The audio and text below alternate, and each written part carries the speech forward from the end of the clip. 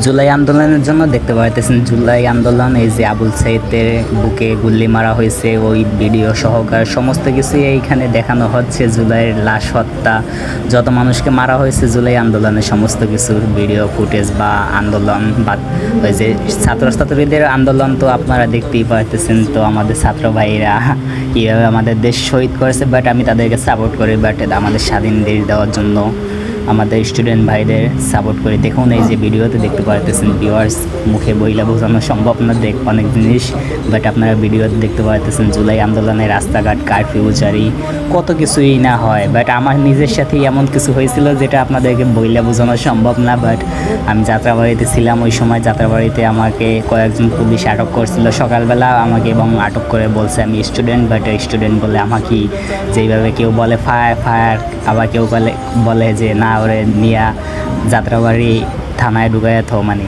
এমন কিছু বলছে। বাট এইগুলো কথাগুলো যেই সময় আমার বলছিল আমার বুকের ভিতর তার ধরপড় করতেছিল। বাট জুলাই আন্দোলন আসলে আমাদের একটি জিনিস মনে করিয়ে দেয় যে সবাই স্বাধীন, আমরা সবাই স্বাধীন। তো স্বাধীন বাংলাদেশে সমস্ত কিছুই স্বাধীন চাই, বাট যেভাবে দেশে দিন দিন ঝামেলা হচ্ছে, বাট এরকমের ঝই ঝামেলা না হইলেই ভালো। বাট আপনারা সবাই কমেন্টে জানাবেন, বাট স্বাধীন দেশ, আমরা আগে স্বাধীন দেশ চাই আমাদের, বাট স্বাধীন দেশ ঝই ঝামেলা না। আল্লাহ হাফিজ।